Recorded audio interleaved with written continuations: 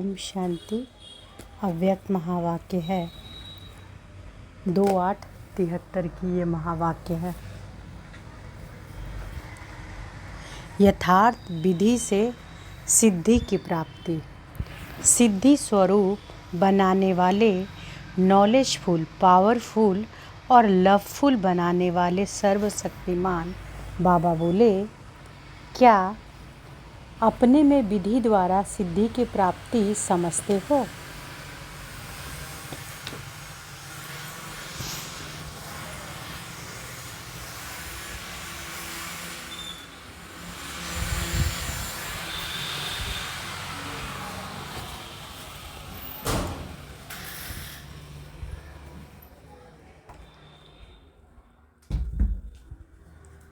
तो बाबा क्या कहते हैं? बाबा कहते हैं कि क्या अपने से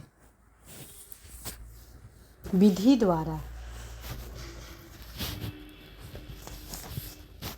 सिद्धि की प्राप्ति समझते हो? क्योंकि जो कोई भी पुरुषार्थ करते हैं उनके पुरुषार्थ का लक्ष्य ही है सिद्धि को पाना। पुरुषार्थ का लक्ष्य क्या है? सिद्धि को पाना।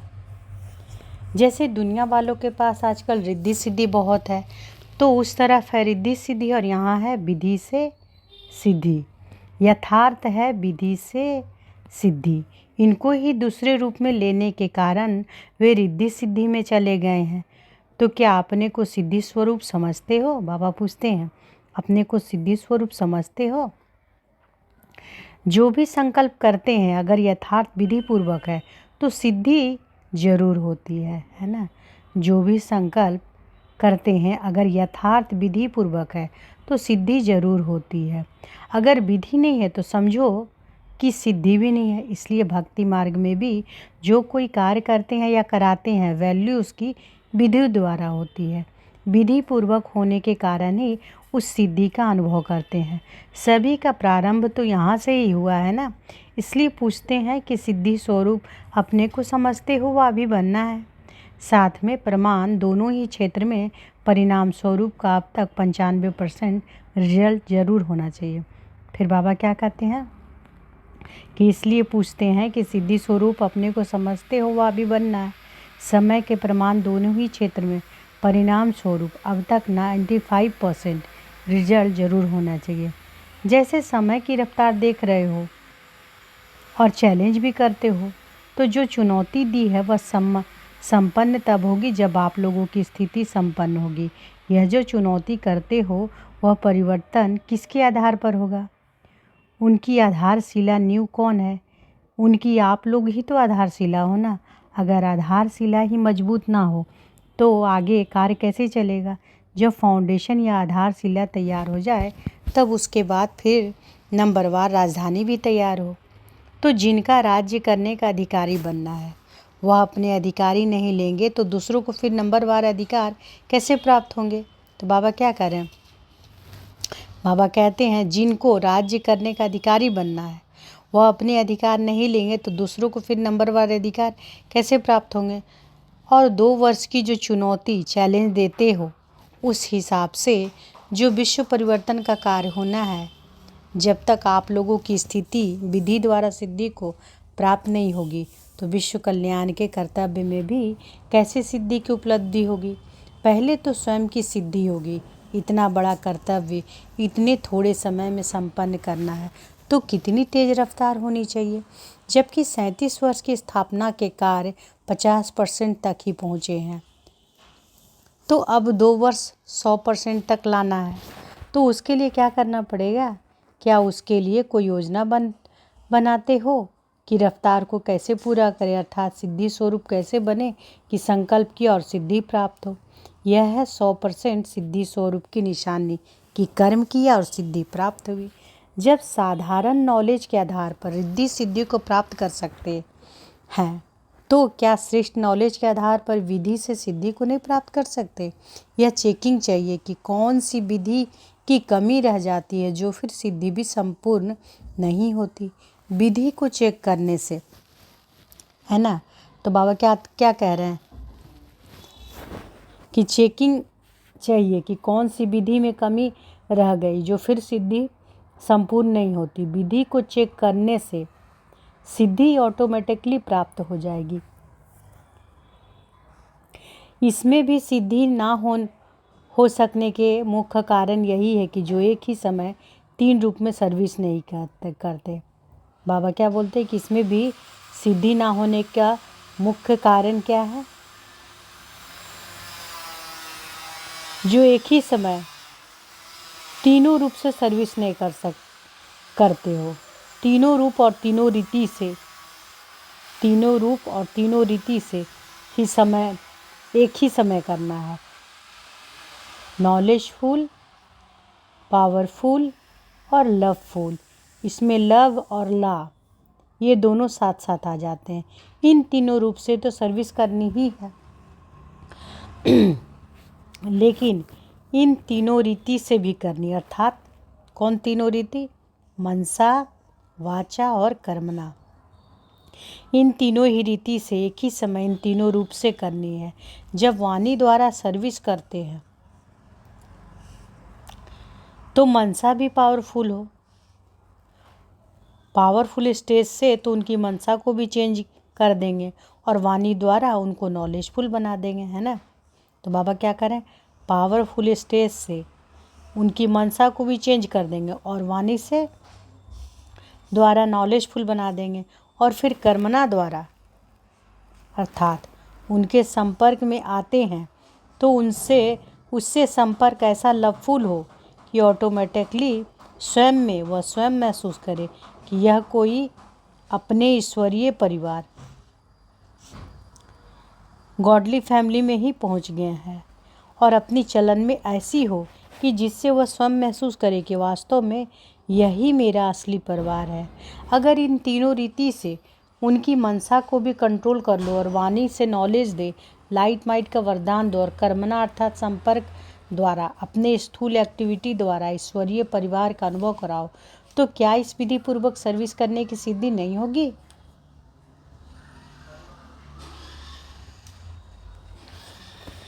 तो बाबा क्या कहें कि तीनों रूप और तीनों रीति से एक ही समय करना है ना। सर्विस बाबा कैसे करने कहते हैं कि विधि को चेक करने में सिद्धि ऑटोमेटिकली प्राप्त हो जाएगी, बाबा कहते हैं। और तीनों रूप कौन है? तीनों रूप और तीनों रीति क्या है? तीनों रूप है नॉलेजफुल, पावरफुल और लवफुल। लव और लॉ ये दोनों साथ साथ आ जाते हैं। और 3 रीति कौन कौन? मनसा, वाचा और कर्मणा। तो बाबा कहते हैं कि अगर इस तरह से करेंगे, अगर तीनों रीति से उनकी मनसा को भी कंट्रोल कर लो, वाणी से नॉलेज दे, लाइट माइट व वरदान दो, कर्मणा अर्थात संपर्क द्वारा अपने स्थूल एक्टिविटी द्वारा ईश्वरीय परिवार का अनुभव करो, तो क्या इस विधि पूर्वक सर्विस करने से सिद्धि नहीं होगी? कारण कि आप एक ही समय में तीनों रीतियों और तीनों रूप से सर्विस नहीं करते हो, है ना। एक ही समय में क्या क्या चाहिए? तीनों रीति और तीनों रूप, है ना। मनसा, वाचा, कर्मणा और नॉलेजफुल, पावरफुल, लवफुल। इसमें लव और ला आ जाता है। तो ये तीनों रीति से या तीनों रूपों से सर्विस नहीं करने से सिद्धि नहीं होती। जब आप वाचा में आते हो तो मनसा जो पावरफुल होनी चाहिए वह नहीं होती, वह कम हो जाती है। और जब रमणीक एक्टिविटी में किसी को संपर्क में लाते हो तो भी मनसा जो पावरफुल होनी चाहिए वह नहीं रहती है। तो एक ही समय यदि ये तीनों इकट्ठी हो तो सिद्धि जरूर मिलेगी। अब इस रीति से सर्विस करने का अभ्यास और अटेंशन चाहिए। आप उनके संबंध में नहीं आते हैं, अर्थात डीप संपर्क में नहीं आते, सिर्फ ऊपर के संपर्क में ही आते हैं। परंतु वह ऊपर का संपर्क अल्पकाल का ही होता है। भले लव में लाते भी हो, लेकिन लवफुल के साथ पावरफुल भी होनी चाहिए, ताकि उन आत्माओं में भी पावर भरे, जिससे कि वह समस्याओं का, वायुमंडल का, वाइब्रेशन का सामना कर सदाकाल संबंध में रहे। लेकिन वह नहीं होता। या तो वे नॉलेज पर आकर्षित होते हैं या फिर लव पर होते हैं। ज़्यादातर वे लव पर ही आकर्षित होते हैं, फिर सेकेंड नंबर में नॉलेज पर। लेकिन पावरफुल स्टेज ऐसी हो जो कोई भी बात सामने हो तो वह हिले नहीं। अभी केवल वह यह कमी है। जो सर्विसेबल निमित्त बनते हैं उनमें भी नॉलेज ज़्यादा है। जो सर्विसेबल निमित्त बनते हैं उनमें भी नॉलेज ज़्यादा और लब भी है, लेकिन पावर कम है। पावरफुल स्टेज की निशानी क्या होगी? 1 सेकंड में कोई भी वायुमंडल या वातावरण को, माया को, कोई भी समस्या को ख़त्म कर देंगे। वे कभी हार नहीं खाएंगे।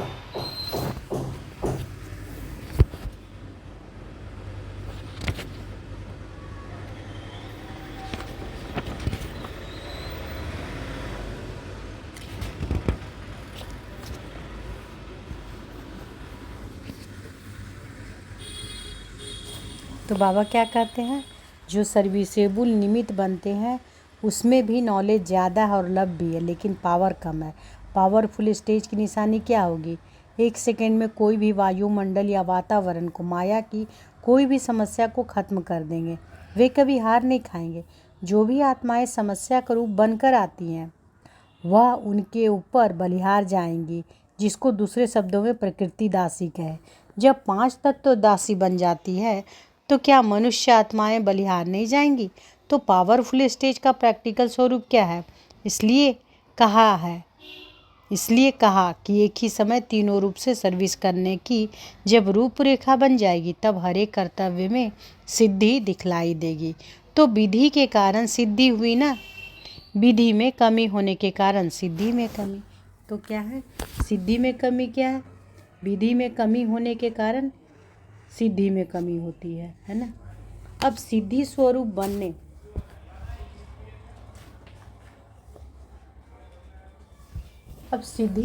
बनने के लिए विधि को पहले ठीक करो, है ना।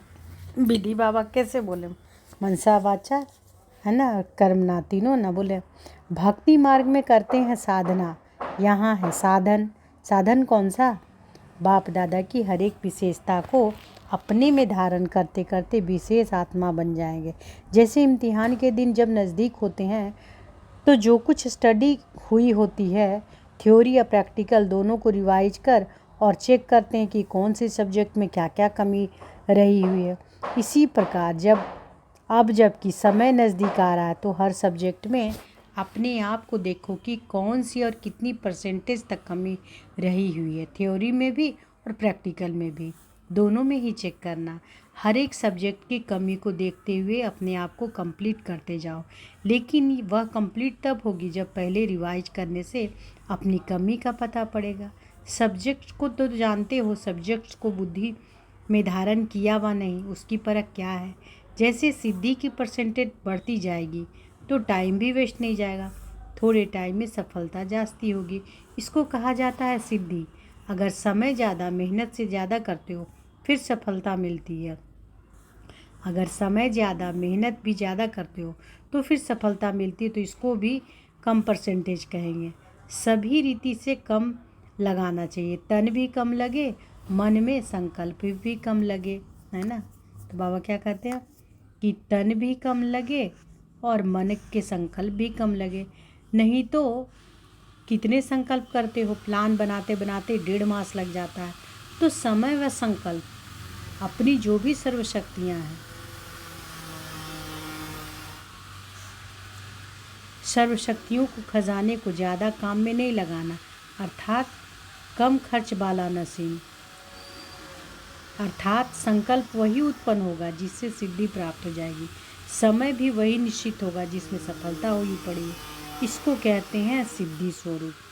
तो सर्व सब्जेक्ट में हम कहाँ तक पास हैं, इसकी परख क्या है? जो जितने सब्जेक्ट में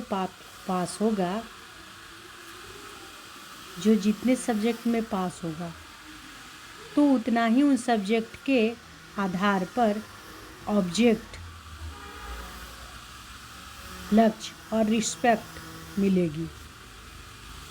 एक तो प्राप्ति का अनुभव होगा। ज्ञान की सब्जेक्ट है तो उसके जो ऑब्जेक्ट प्राप्त होती हैं, लाइट और माइट, वह प्राप्ति का अनुभव करेंगे। तो बाबा क्या कह रहे हैं कि एक तो प्राप्ति का अनुभव होगा, जैसे कि ज्ञान की सब्जेक्ट है तो उससे जो ऑब्जेक्ट प्राप्त होती है, लाइट और माइट, वह प्राप्ति का अनुभव करेंगे।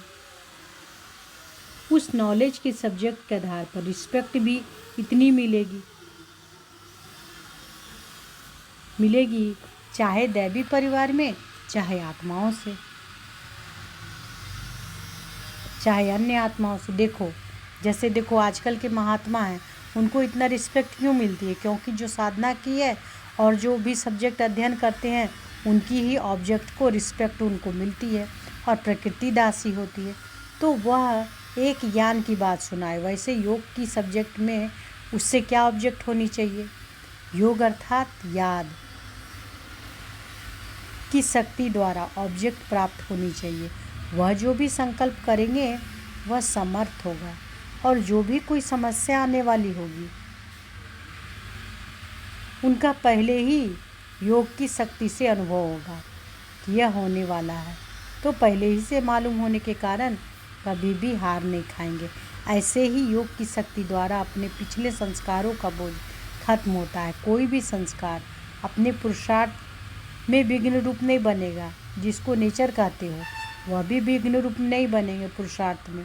तो जिस सब्जेक्ट में जो ऑब्जेक्ट है वह अनुभव होनी चाहिए। ऑब्जेक्ट है तो इसका परिणाम रिस्पेक्ट जरूर मिलेगी। आप मुख से जो भी शब्द रिपीट करेंगे, वह जो भी प्लान बनाएंगे, वह समर्थ होने के कारण उसे सभी रिस्पेक्ट देंगे। अर्थात जो भी एक दूसरे को राय देते हैं उस राय को सभी रिस्पेक्ट देंगे, क्योंकि समर्थ है। इस प्रकार हर सब्जेक्ट को देखो। दिव्य गुणों की व सर्विस की जो सब्जेक्ट है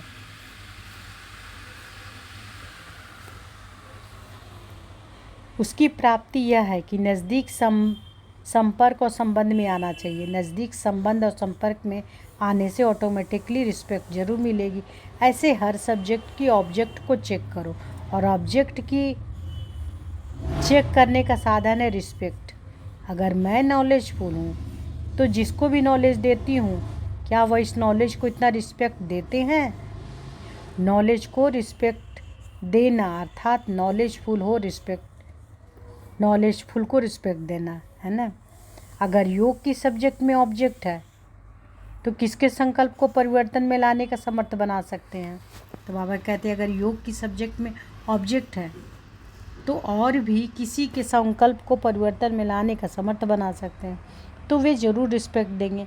तो इस रीति हर सब्जेक्ट में चेकिंग करनी है ना। हर सब्जेक्ट में जैसे बाबा बताए ना कि ज्ञान में, योग में, दिव्य गुणों की सर्विस में, सेवा में यानी, तो बाबा कहते तो अगर योग की सब्जेक्ट में ऑब्जेक्ट है तो और भी किसी के संकल्प को परिवर्तन में लाने के समर्थ बना सकते हैं, तो वे ज़रूर रिस्पेक्ट देंगे। तो इस रीति हर सब्जेक्ट में चेकिंग करनी है। हर सब्जेक्ट में व संकल्प में ऑब्जेक्ट और रिस्पेक्ट, इन दोनों की प्राप्ति का अनुभव जो भी करते हैं तो वही परफेक्ट कहेंगे। परफेक्ट अर्थात कोई भी इफेक्ट में से दूर, इफेक्ट से परे, परफेक्ट। तो बाबा क्या बोलते हैं? बाबा कहते हैं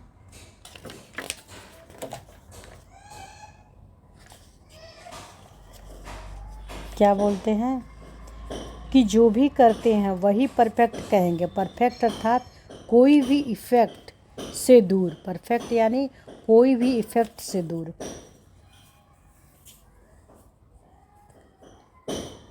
परफेक्ट अर्थात कोई भी इफेक्ट से दूर, इफेक्ट से परे है तो परफेक्ट है। चाहे शरीर का चाहे संकल्पों का, चाहे शरीर का चाहे संकल्पों का, चाहे कोई भी संपर्क में आने से किसी के भी वाइब्रेशन व वायुमंडल का, सभी प्रकार के इफेक्ट से परे हो जाएंगे, तो समझो सब्जेक्ट में पास अर्थात परफेक्ट हैं। तो ऐसे बन रहे हो ना, लक्ष्य तो यही है ना। तो बाबा क्या बोले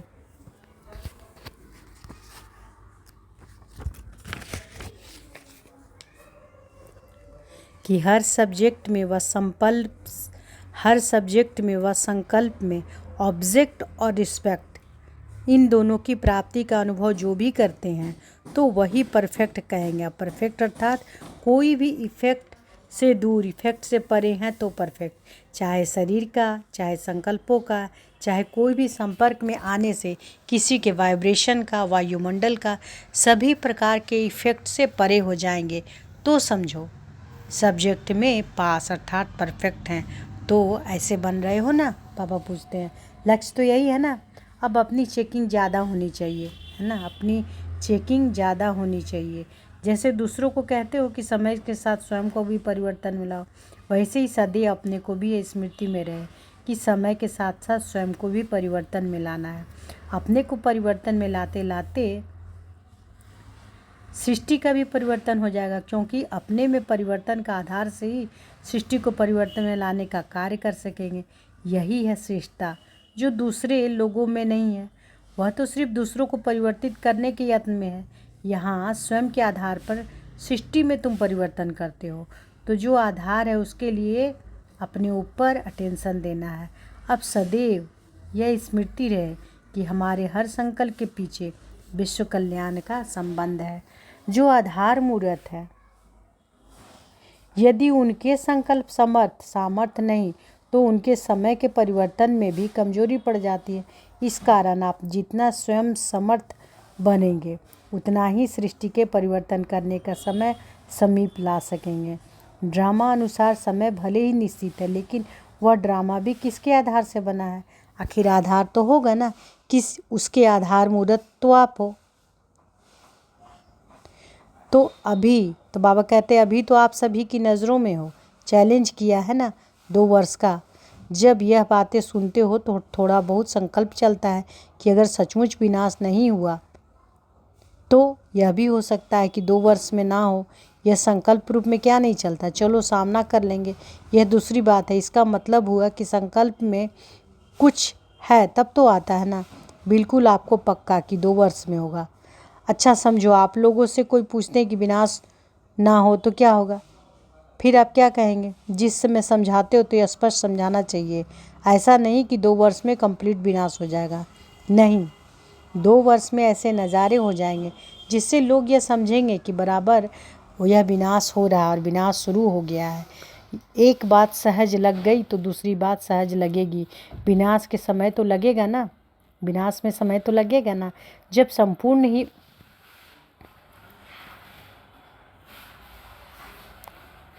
स्वयं संपूर्ण हो जाएंगे तो कार्य भी संपूर्ण होगा कि सिर्फ स्वयं ही संपूर्ण होंगे। एडवांस पार्टी का कार्य चल रहा है, आप लोगों के लिए आज सारी फील्ड तैयार कर रहे हैं। उनके परिवार में जाओ ना जाओ, लेकिन स्थापना का कार्य होना उनके लिए निमित्त बनेंगे। कोई पावरफुल, तो बाबा क्या करें, एडवांस पार्टी का कार्य चल रहा है आप लोगों के लिए, आज सारी फील्ड तैयार कर रहे हैं। उनके परिवार में जाओ ना जाओ, लेकिन स्थापना का कार्य होना है, उसके लिए वह निमित्त बनेंगे। कोई पावरफुल स्टेज देकर निमित्त बनेंगे। ऐसे पावर्स लेंगे जिससे स्थापना के कार्य में मददगार बनेंगे। आजकल आप देखेंगे दिन प्रतिदिन न्यू ब्लड का रिगार्ड ज़्यादा है। जितना आगे बढ़ेंगे उतना छोटों की बुद्धि काम करेगी, जो कि बड़ों की नहीं। बड़ी आयु की तुलना में फिर भी छोटापन में सतो प्रधानता रहती है। कुछ न कुछ प्योरिटी की पावर होने के कारण उनकी बुद्धि जो काम करेगी वह बड़ों की नहीं करेगी। यह चेंज होगी। बड़े भी बच्चों की राय को रिगार्ड देंगे। अब भी जो बड़े हैं वह समझते हैं कि हम तो पुराने ज़माने के या आजकल के, उनको रिगार्ड ना देंगे तो उन्हें बड़ा समझ नहीं चलाएंगे। तो बाबा क्या कहते हैं कि अब भी जो बड़े हैं वह समझते हैं कि हम तो पुराने ज़माने के हैं या आजकल के हैं, उनको रिगार्ड ना देंगे और उन्हें बड़ा समझ नहीं चलाएंगे तो काम नहीं चलेगा। पहले बच्चों को रोब से चलाते थे, अभी ऐसे नहीं, बच्चों को भी मालिक समझकर चलाते हैं। तो यह भी ड्रामा में पार्ट है, छोटे भी कमाल करके दिखाएंगे। एडवांस पार्टी का तो अपना कार्य चल रहा है, लेकिन यह भी आपकी स्थिति एडवांस में लाने के लिए रुके हुए हैं। उनका कार्य भी आपके कनेक्शन से चलना है। सारे कार्य का आधार आप विशेष आत्माओं के ऊपर है।